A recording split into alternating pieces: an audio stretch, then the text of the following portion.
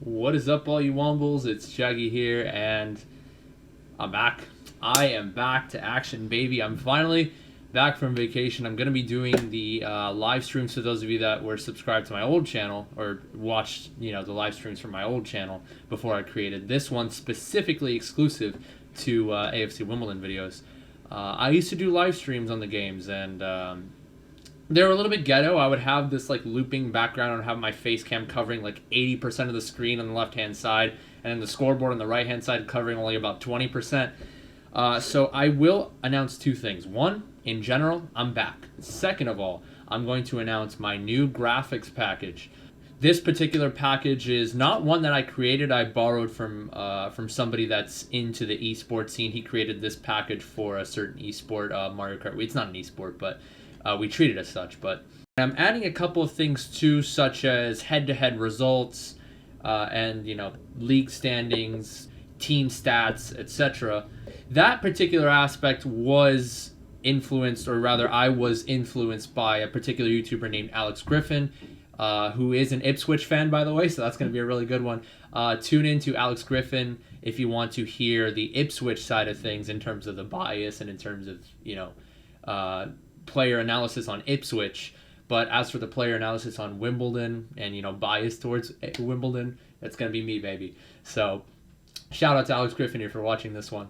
As for an analysis for this upcoming match, I am a little bit short on time, so it's nothing too eloquent like that one season preview that I did, but in the future I will plan on doing some more in-depth analyses. But Ipswich Town this season, I think they are a team that has potential offensively, with obviously Joe Piggott is on the team now.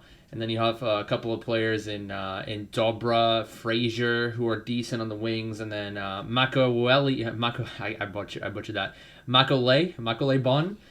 He is one of Ipswich's own. He is a fairly big individual who has decent pace for a big man.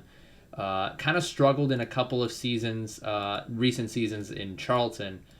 He bagged a lot of goals in the National League for Leyton Orient, but he's kind of struggled here and there, a little bit inconsistent in League One, but he has the capability of being a very versatile player, whether it's winning balls in the air or feeding it off, playing it off to Piggott on the hold-up. But anyway, I do think AFC Wimbledon matches very well against Ipswich. Actually, every now and again their defense can be a little bit sketchy. Wimbledon, last season, like I mentioned in my other channel, they started off the season very poorly defensively, but I think if we can get our defense in check, I think that we will bag at least 2 goals. I mean, they conceded 2 goals to the likes of Burton and was it Cheltenham? Yeah, Cheltenham also ended up bagging 2 goals against them. Both of them were 2-1 defeats against Ipswich. So Alex Griffin probably not too happy with the way that they started, but I do think they've matched very well Wimbledon. I think they could go with a 4-3-1-2 in my personal opinion. I do think you could have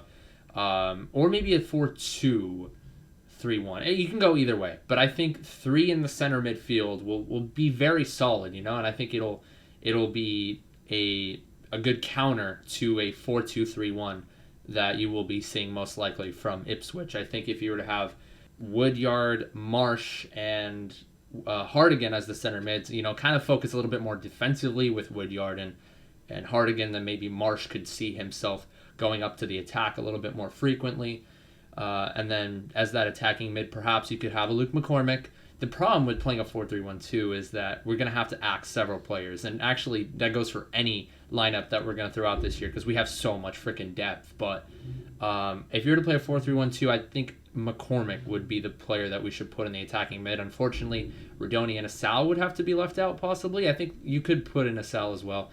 Rodoni is more of a type of player that you'd want to put in the wing. Like if we were to play a 4-1-3-2, you can have Rodoni on the left or right. But I think in this case, I think we should focus a little bit more defensively because I think that Ipswich are very sketchy on their defensive end. And I think that if we were to just play our cards right, not to say that we should sit back and, and only see 40% possession or anything like that. But I think that if we were to just play our game and we don't overcommit on the offensive front, yeah, on the offensive front, only for them to have to counter because they have several dangerous players, like I said, in Frazier and Dobra. I think we should be okay. I think the two strikers that we could put in, Ollie Palmer, because they're a little bit Ipswich are a little sketchy in the air sometimes, and then Aaron Presley. I think Mabude is a solid player, but I think for now we could stick him as a player that could come off the bench. He has blistering pace. He can really punish any tired legs out there. So I think the lineup that I would like to see in a 4-3-1-2 is starting off with Nick Zanov, obviously, and the two center backs, Nightingale and either Chuka or Ben Hennigan, whoever Mark Robinson prefers. On the left, Che Alexander. On the right, Henry Lawrence or Nesta Guinness-Walker. I'd say Henry Lawrence for this one, though. And then, the three midfielders. The midfielders already mentioned. The strikers already mentioned. If we were to stick to a 4-1-3-2 and kind of fight fire with fire against Ipswich, then I would say the best option, or 4-2-3-1, sorry, not 4-1-3-2. 4-2-3-1, I think Hartigan and Woodyard is the holders. Radoni on the right, Asal in the center, and then on the left you have McCormick.